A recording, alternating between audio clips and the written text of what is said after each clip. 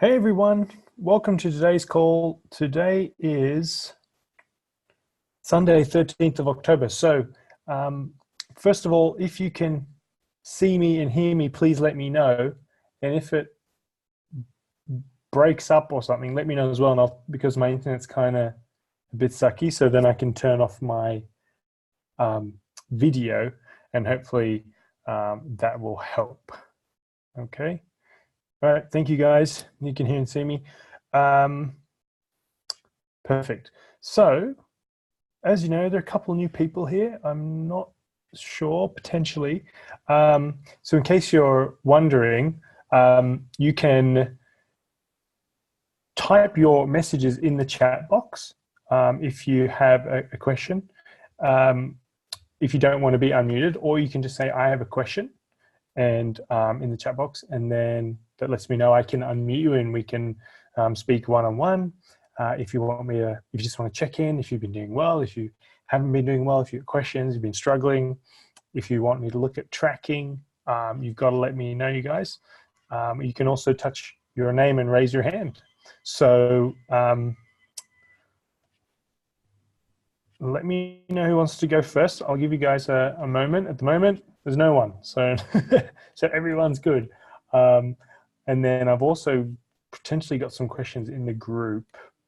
In the reminder, which I'll get to, but who have I see a hand up. Okay.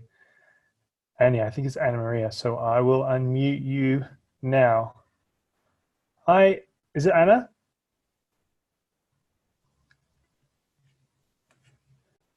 You're unmuted, but I don't hear anything.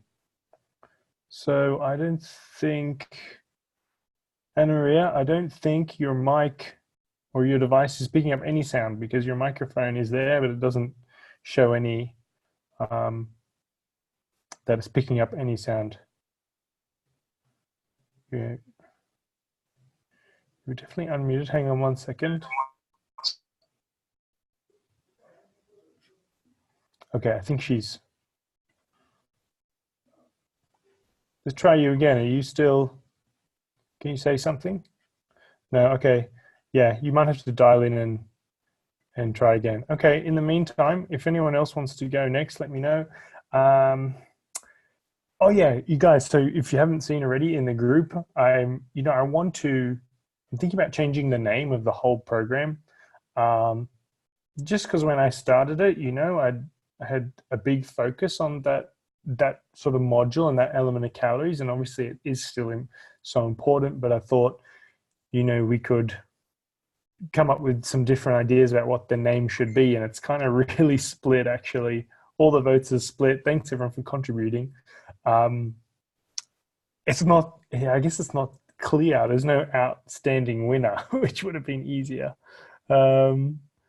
So at the moment, I'm not sure what we'll do with that. But if you haven't seen that, or you want to add suggestions or something, or vote, it's pinned to the top of the group, or it's marked as an announcement about the new name of the program, what it should be.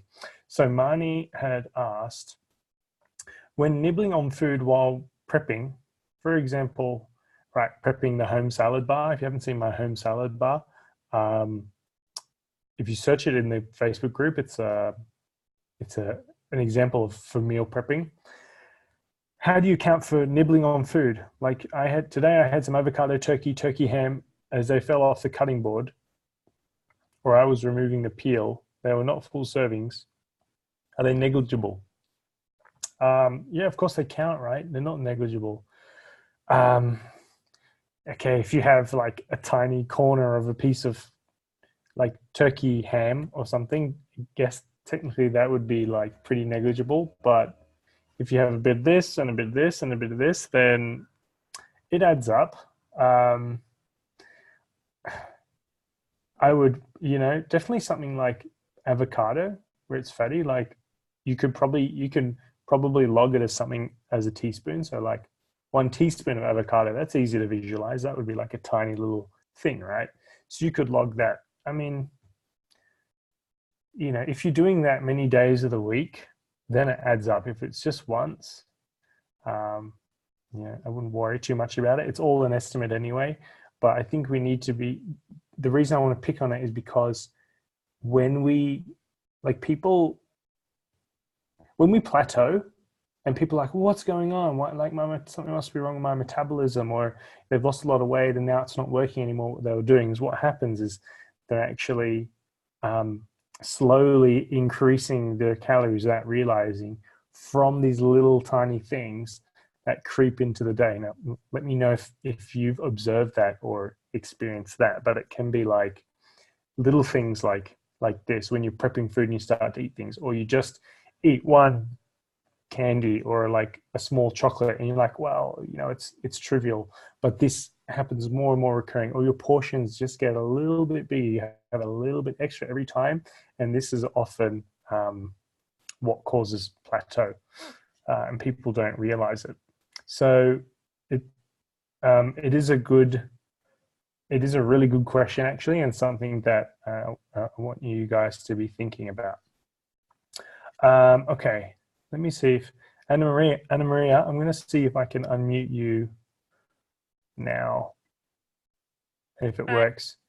Hey, yes, it works. Yes, I had to change from the iPad to the phone. Okay, iPad.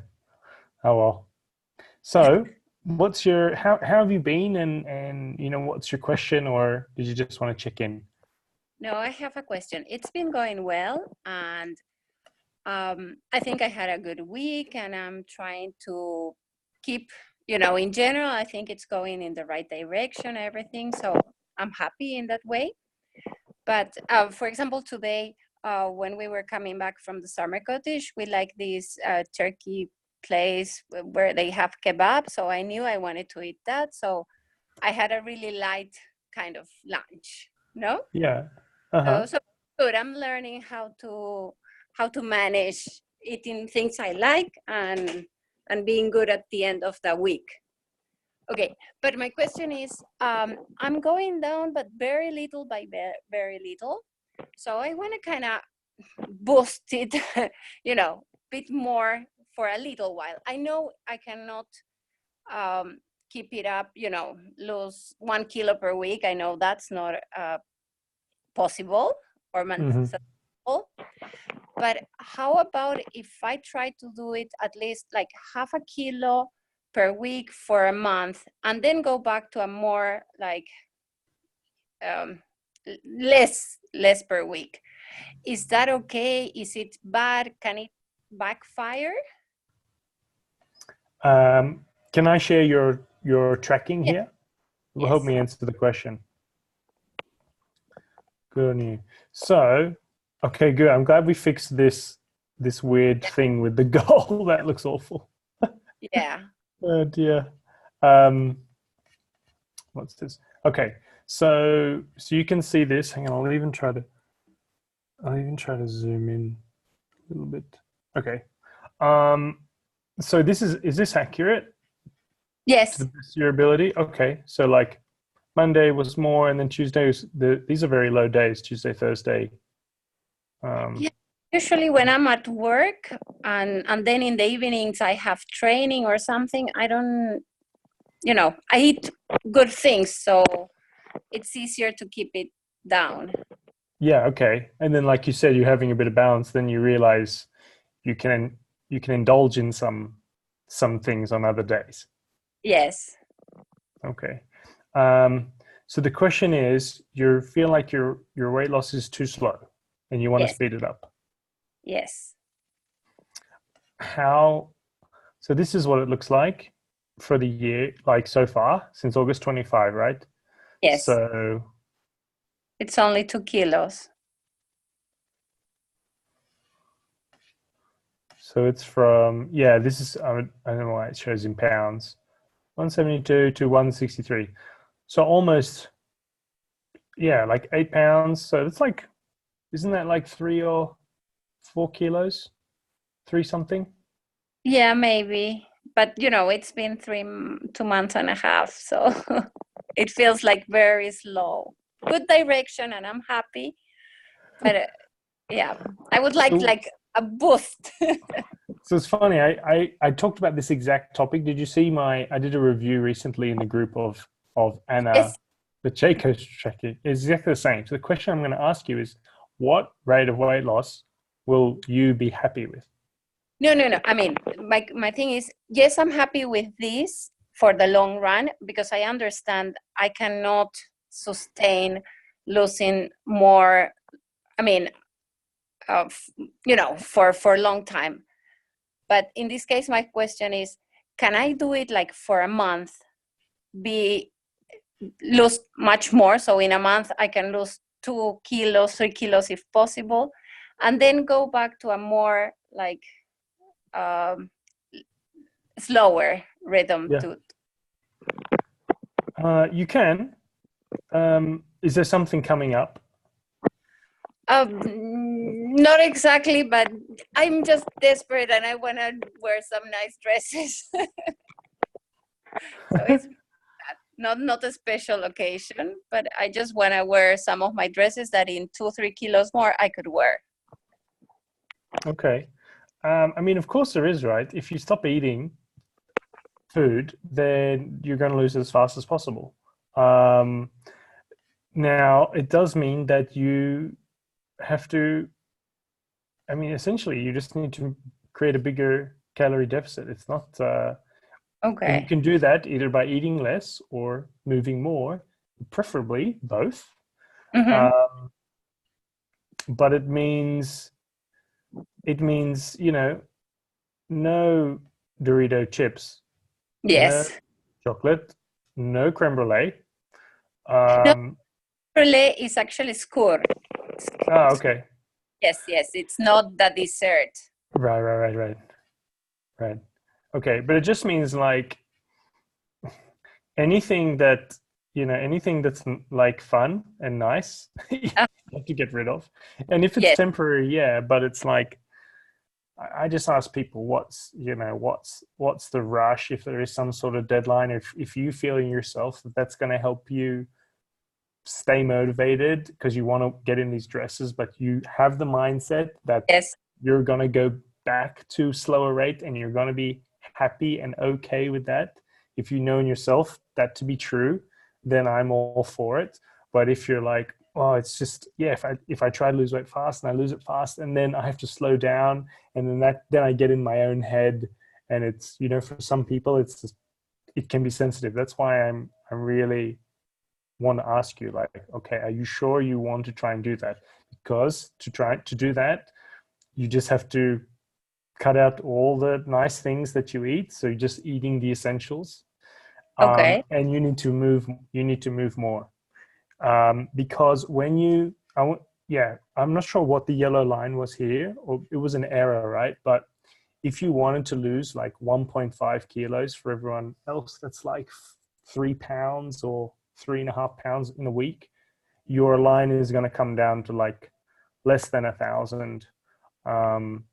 And then to do that, yeah, you need to not only eat less, but you're going to have to exercise more and move more. So what's your current like activity levels look like in the week? Well, I go 2 or 3 times to karate, but it's yeah. Besides that, I don't really do much other sports. Just running around in the house or at work. Right. I do the stairs a lot at work, so I don't take the elevator much, and I have to change floors because of meetings. Mm-hmm. That's about it. Yeah. So you have to remember the body wants to keep your energy, and it's so efficient at using it, right? It uses it as little as possible because that's how we stayed alive all those years ago, right? It was, if you were efficient with energy, you did well because there wasn't much food. So if you want to lose weight that fast, you're either going to have to eat hardly, like not much at all, or you're going to have to move a lot as well in combination. And that's why it's not sustainable, right? Because that's Yeah. for fun.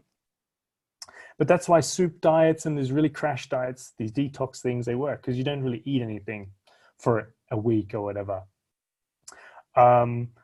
So that's the reality situation. Of course, I don't I don't really encourage it if it's not like if it's like, oh, my wedding's in 1 month, I just want to lose as much as I can, then that's like, okay, well, you can do that. But That's kind of what it takes. I mean, does that give you a clearer picture? I don't have any magic Yeah. thing you can do. It's literally a matter of cutting out every single thing that in your diet, like that I looked at, that's not essential, basically. Mhm. And you've got to move a lot more if you want to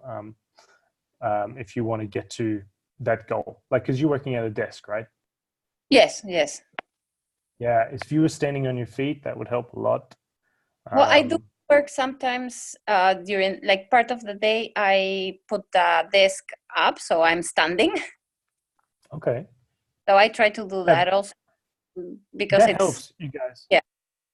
That really helps. And I talk about this in module 6, in like overcoming the plateau. It's called NEAT, N-E-A-T, non-exercise activity thermogenesis. So that accounts for about 15% of the calories we burn in a day. The energy you use, it's not exercise. You're not actively trying to exercise, but it's like moving around and standing and things you need to do to cleaning, things you need to do for your everyday life. So standing at the desk, that adds up as well. But then you're not supposed to stand for like 8 hours in a row. Apparently, then there's some other issues with that without actually moving around. So it's kind of like I work at a standing desk at the office.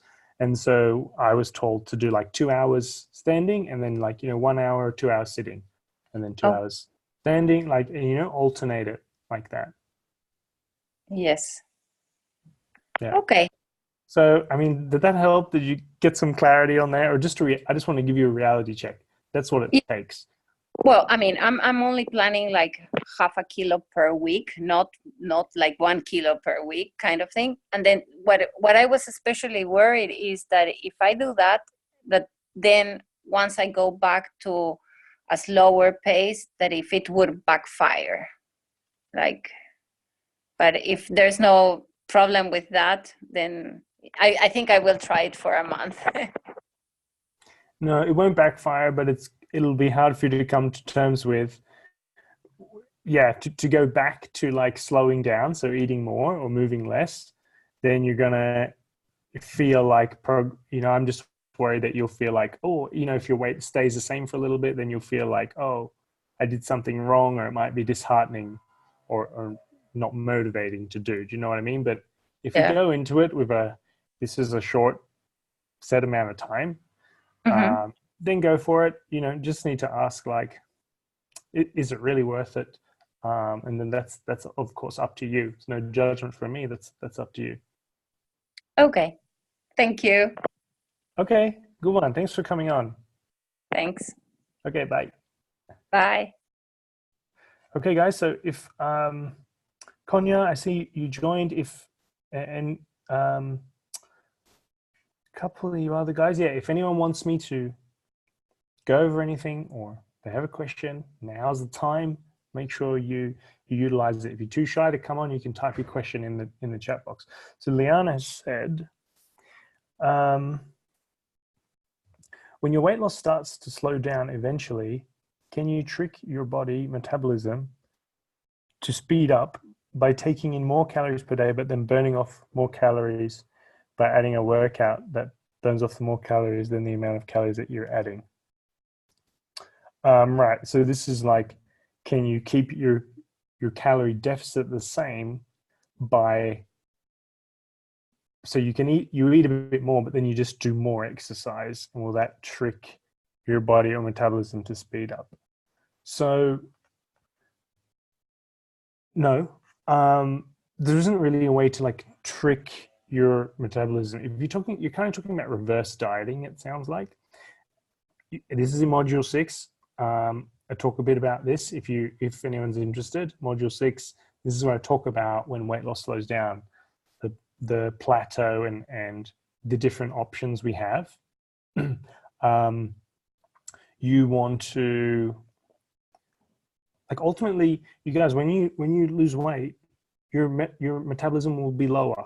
Okay, so Liana, you who weighs 90 kilos will burn more calories than you who weighs 80 kilos, because the 90 kilo Liana has to move around with an extra 10 kilos, which takes more energy.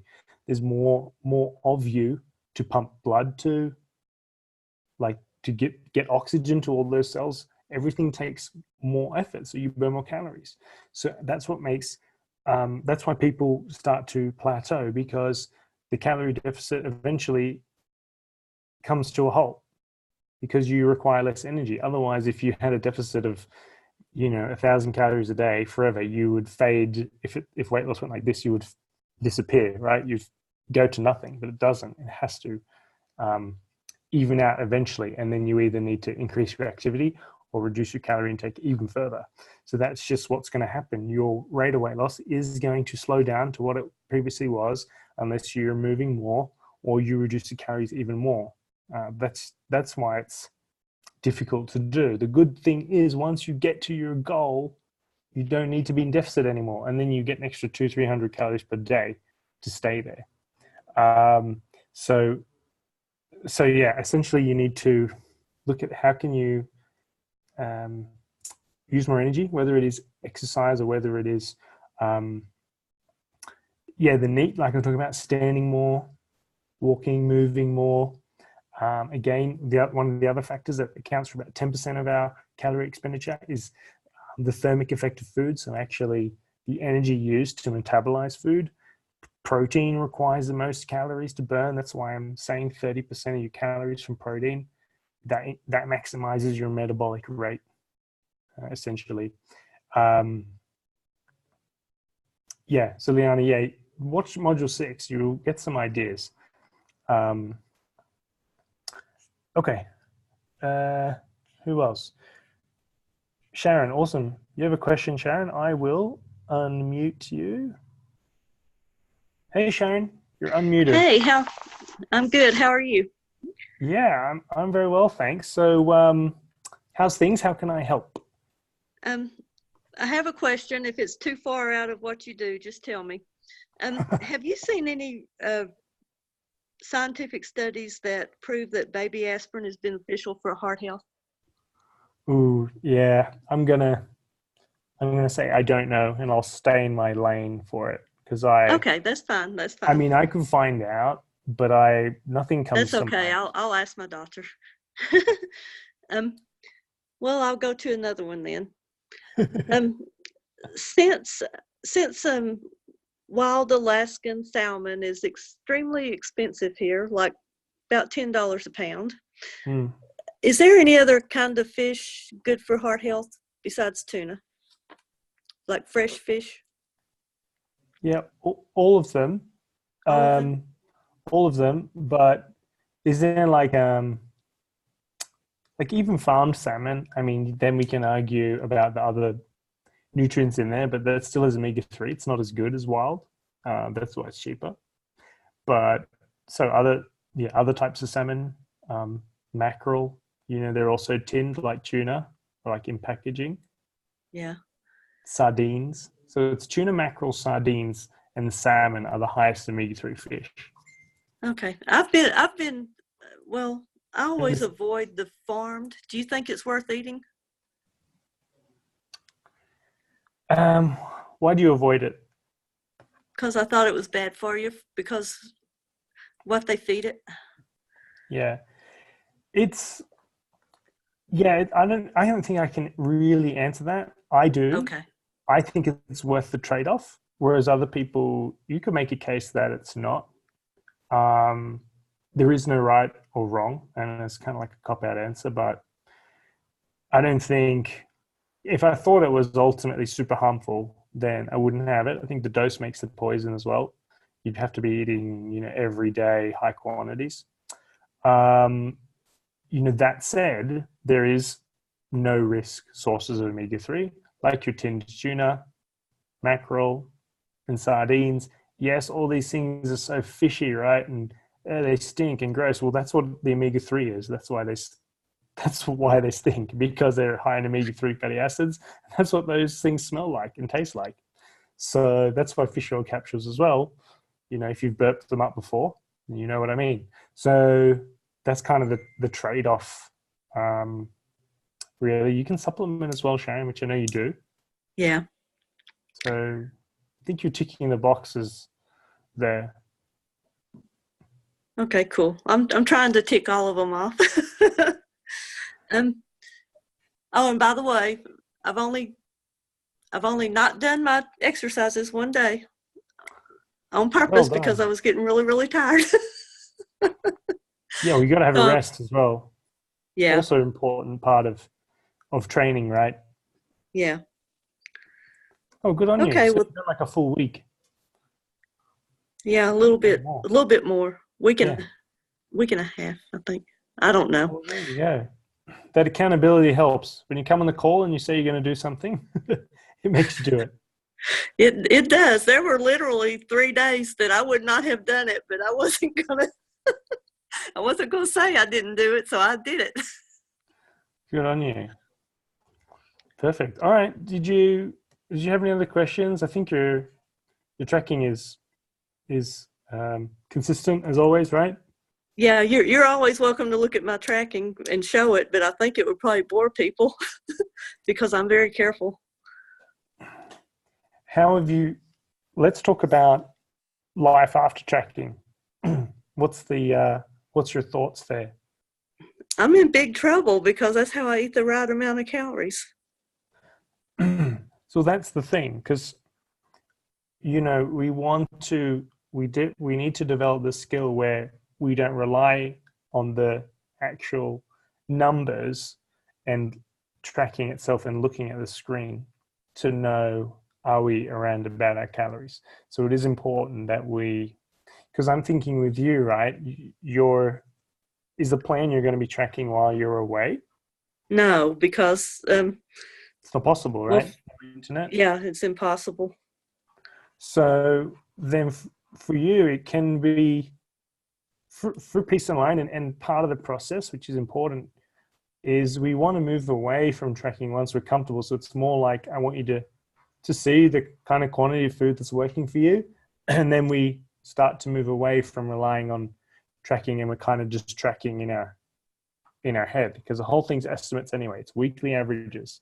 This is the kind of stuff we can learn to eyeball, but we have to actually put ourselves in the position to do that. Otherwise, it's kind of like reading a map. With Google Maps, I don't need to remember the way to things anymore. I just use the map. But like, if I started putting it away and then had to drive somewhere and like try to remember the little nuances, eventually I would start to think more and remember it better and start to make judgment calls. And that's what you've got to do. So what needs to happen is, typically with clients, we just start with the week where we say, all right, let's not track for 1 week. And then I want you to see that it was okay and your weight didn't change or you didn't completely go off track. Do you know what I mean? And then we can track again for the next week. And then maybe you do another week or 2 weeks, or whatever you feel comfortable with. Is that something you might consider? Oh, sure. I mean, does it sound... Yeah, look at you. Well, you're definitely on track. Yeah, I was very pleasantly surprised Saturday I had dropped a whole pound. Yeah, really. Yeah, you've done really well. Since July 23, August, September, October.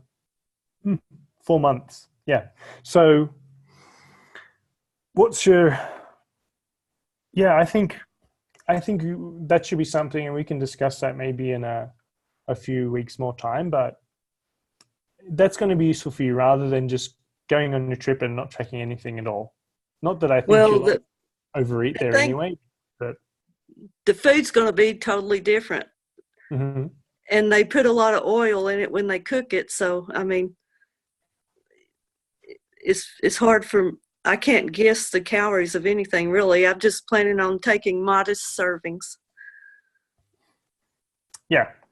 Okay. Yeah, that's all you can do. And yeah, but you're going to be in really good shape and in the best position for yourself before that trip anyway, by the looks of things. Yeah, I'm just almost down to the weight I was when I went last year. Mm-hmm. So maybe I can get a little under it. Yeah. Good one. Yeah, you're so consistent. It's great to see. Thank you. Okay, good. Did you have any other questions? Well, can you give me any? I noticed you made a comment when you were talking about the salad bar meal prep. Yeah. You said something about potatoes being filling. I was wondering if you could give me any tips about picking filling food. High in fiber or high in protein, and preferably both. So these are the most satiating things, like the things that keep us the full the longest, and also full in between meals. So things that make you the most full when you're eating, and then things that keep you full in between meals. Essentially, it's foods that are high in fiber and foods that are high in protein. And then if you can have foods that are high in both, then they're the best. And then if you're wondering what they are, it's essentially like legumes, like lentils, kidney beans, chickpeas. This is like one of the few foods. Nuts, some seeds, those kind of plant foods they're high in protein and they're high in fiber. Right. More of those. Potato, because it's high in fiber, starchy carbohydrate as well. You just have to think about how you're consuming them. If you're having them as like a boiled potato or like a spud, then it's going to be filling and it's not as that many calories compared to French fries. Right. Yeah. Does that make sense?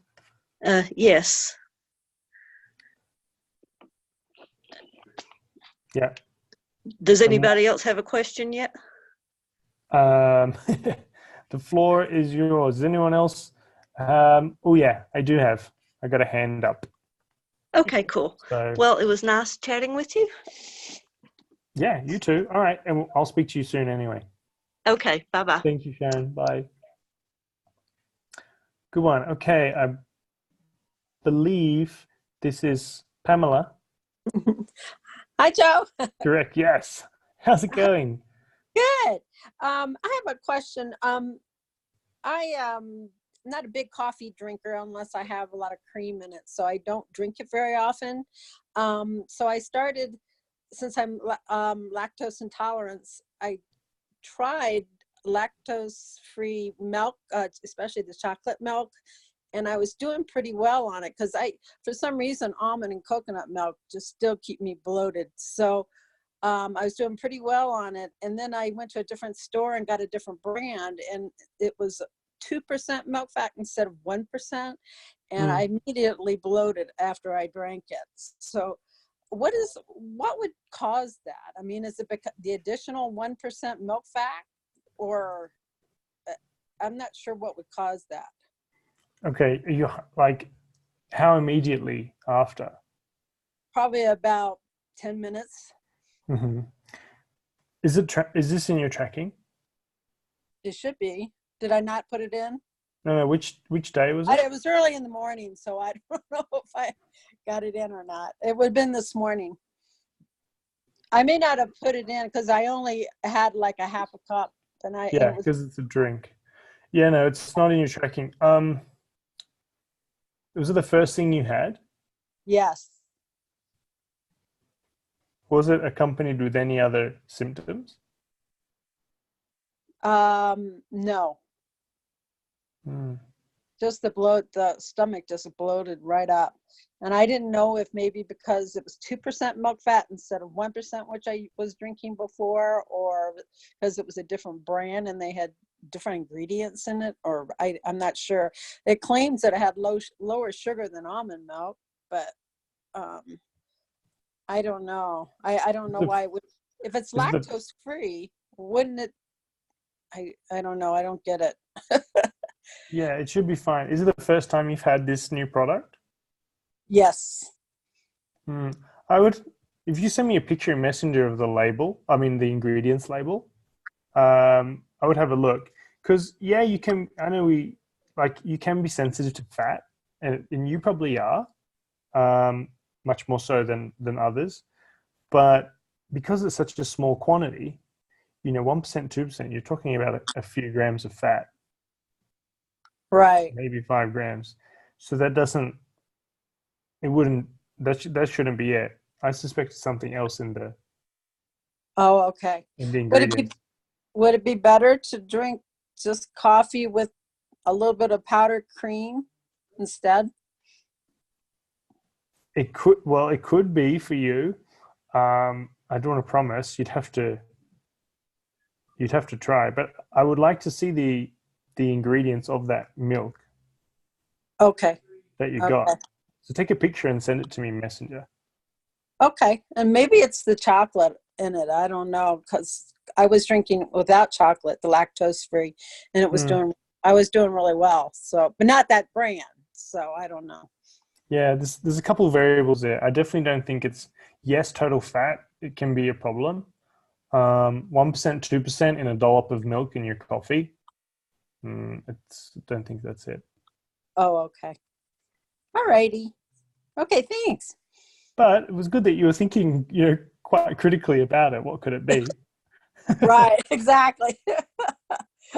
Okay, thanks. Yeah. Oh, Marnie had mentioned, well, I don't know what brand it was, but she said, did you shake the milk first? Because she had one, it was lactate brand milk, and she had to shake it up or something so that it would be lactose free. Does that make sense? It depends on what brand No, it was. I didn't. Mm-mm. That's a good idea. I could try it. It might even say on the box somewhere. But anyway, send me a picture of the ingredients. Okay. Cool. Okay. Good one. Do you have anything else? I don't think so. I think that's it. Okay. Well, I'll speak to you in Messenger. All righty. Okay. Bye. Bye. Okay. So Thank Anna Maria you. asked, oh, hi, Konya. Hi, sorry. You can talk to her first. I'm still trying to figure out how to Well, work this. So no, Anna's is written. Did you have a question, or do you want me to look at tracking or anything? Or are you good? well, tracking is not so good. I got sidetracked. My biggest issue basically is in the evening. I work for Social Security and I'm usually off, but I have other responsibilities, so I don't get home until like 7:30. So a lot of times trying to cook that late, I don't eat after 7. I try not to eat after 7 p.m. Mm-hmm. So trying to cook a full course meal and then eat it, I may cook it but then I don't eat it. So that seems to be my biggest challenge, is the evening.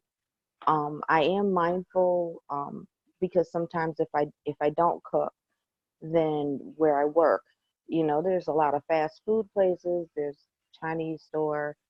So I try to be mindful, especially about eating bread and portion sizes. Um, if I get Chinese food, which is not often, but last week I did, and so what I did was I portioned out, so it was like I ate half of it, and then I just put the other half in the refrigerator, and doing things like that. But I just try to. That seems to be my biggest obstacle. I try to walk throughout the day, so I'm not so sedentary. We have several computers, so I set mine the farthest away, so I have to get up and walk to get my documents, that kind of thing.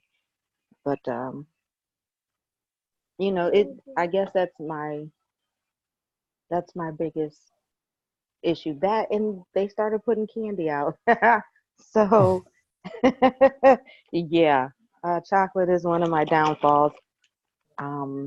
We have a store here called Big Lots, and I was in there yesterday, and I noticed that they cater a lot more to people who are on a diet. I remember you saying in one of your videos, or before, you were saying like get popcorn, because you Mm-hmm. can snack on popcorn. So they have, like different types of popcorn. I've discovered I actually like veggie straws with sea salt, which is something I never bought before. But so just trying different things. They have different stuff, and I do read the labels. A lot of them are very low in fat, low in calories, no sugar, and they do have protein, and I just heard you say fiber, which my veggie straws do. So Yeah. I'm getting there. I do drink the protein shake. Like the mornings are actually good. I'm good in the morning. It's just my struggle in the evening and trying to do the whole meal prep, because usually Meal when I come home after looking at a computer all day, I don't want to look at a computer when I get home. you know I'm tired of looking. Right. So for you and for regardless of the situation, it comes down to your meal prepping and planning so that you don't have to make that decision in the evening to make an extra effort, or you're always going to go to Chinese food or something instead, pretty much because it's easier. Yes, I So know. you got to make it as easy as possible to make the better decision, which means blocking off a day to get some recipes that you're going to make in batches and keep them in the fridge or in the freezer in portions, already portioned. So the less thinking, the better. You're just like, this is the portion I have for the meal. So meals that can be frozen, and then that way you've got, at least give yourself some options when you come home in the evening, because people come home and then there's literally, it's either they cook something, which is never going to happen because they're tired, or order something. There's no other option. But at least if you've got, because I can hear you're already making lots of decisions and you're really doing the best you can. You're doing the protein drinks. You're thinking about how can I make better choices. And so this will work because you're going to give yourself the option of having some of these pre-made meals that you've got already at home. At least you'll know that they're there and you can go to those. That will definitely be the first step. And then prepare, making some time one afternoon or morning or whenever you have time on the weekend or something to prepare lots of different meals and have them at home ready when you need. Does that make sense? Yeah, like last night, I was really tired. I had a function that I had to go to, and I was basically gone all day. So once again, even though it was Saturday, I didn't get home until after 7. So last night, basically, I just got an apple. I cut it into pieces, and I put a little bit of peanut butter on the plate, and that was basically my dinner, because it was either that or I was gonna go, it would be like a fast food place, and I was like, Mm-hmm. okay, that's not what I'm trying to do. So I ate the apple, and I was actually okay with that, and I said, all right, I'll just do that. If that sounds to me like that's a fine choice. I mean, it's not the picture perfect dinner that people imagine, but it doesn't need to be a big meal if you don't want it to be. So that's fine, right? It's a total quantity of food that matters, especially in the beginning. So choices like that are fine, but then it just comes back to well, did I just lose you? Well, it just comes back to planning ahead and actually batch making things. So that will be your definitely your next step. Okay. But that, like I said, that was my biggest, my biggest challenge. I do get on Facebook every now and then, and I see what everybody else posts, although I'm not a big post person. No, that's I fine. do try to be mindful, and and I just look, and I'll see, and every now and then I'll make a comment about different things, but and sometimes I get some really good ideas, seeing what other people post, and that, and I've been trying to go online and just trying to figure out different ways it's easy, but then I'm not shortchanging myself as far as like what I'm going to plan for the week, and and having different ideas, because eating a salad every day is it tends to be boring, of course. and then you No, just that's stop right. eating salad. So, Yeah. you know, So just looking at different ideas. I got lots of recipes right in module 1 as well. Lesson 5 in module 1. Um, Saw that. there's loads of recipes that are suitable for you. And then if you want to, you know, when you're, you know, I mean, we're all busy, right? But when you want to make time to track for a week consistently, then I can go over it with you, you know, and you know we can go from there, because I'm sure you're doing a lot of good things, even though you feel like you're kind of failing. And it could just be one small thing to change to really make sure you're on track. Okay. All right. Okay, well, good. It was nice to speak to you. Nice talking to you too. Okay, see ya. All right. Bye-bye. So Anna Maria had asked, now that I spoke about French fries, how would you count the calories of potato fries made in an air fryer? Here's a drop of oil. So I would look for like French fries air fryer, and you're probably going to find those. Or if not, then French fries baked, no oil. You'll probably find that. And then if not, then I would log French fries, whatever you find there, because we'd rather overestimate than underestimate. So, you know, if you know you had 2 cups or a cup of French fries, and you're logging, you know, ones that, you know, a McDonald's French fries, and you could put a slightly less portion if you want to be trying to be accurate. But I always just try to overestimate, because our logging is always underestimated. That's just fact. That's just because of what other people have put in and what we put in, and it's, yeah, so overestimate. And then Liana asked, what foods would be good for joint health? Do joint supplements work? So eating healthy whole foods and less processed foods, that's less inflammatory, right? Specifically, curcumin is the and fish oil, but curcumin is even more evidence for that helps with inflammation.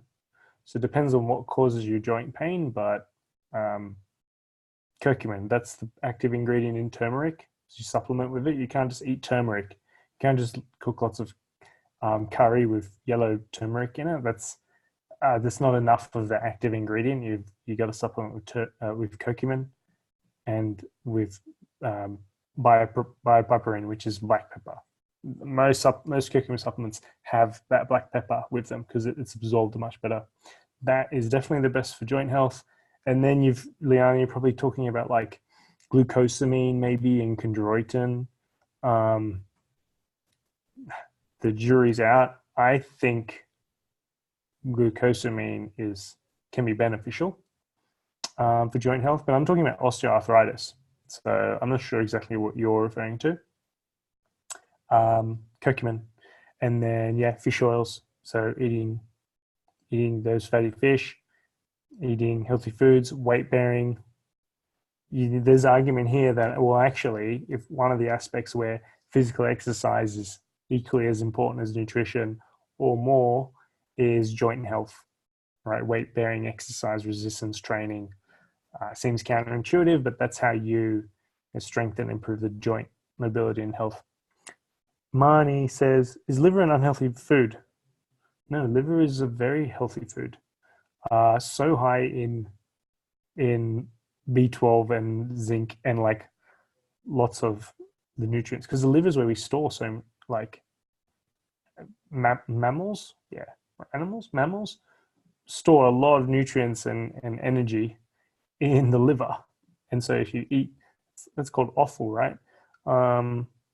You know, if you're going like with the paleo diets and things, they're all, if you're doing a true paleo diet, it would be to eat more of the offal and the organs of animals, that's where all the nutrients are, right? We only eat the muscles of animal, but actually liver is healthy. High calorie, yeah, but we're talking about you'd eat liver instead of steak, for example, not in addition to, right? Then it's a healthy choice. Good. Okay. That's currently the end of the list, guys. So we might wrap it up there. If anyone else has a quick question or wants to check in, then let me know. Otherwise, we'll wrap it up. Remember, we're going to rename the program. Well, I'm thinking about it. Top of the group, the announcement is pinned if you want to go and vote or add something. It's pretty skewed what people are voting on and the suggestions. So I don't know if it gave me any extra clarity, but it's fun to see everyone's ideas, and I'll have to pick one. Thinking from what encompasses everything from a marketing perspective as well. I have to consider as well. But yeah, if you haven't voted or you've got some ideas, make sure you check out that at the top of the group. Cool. There's no other questions. So thank you guys for tuning in and joining in. Recording of this will be in the group later this week, and I'll speak to you all soon. Bye.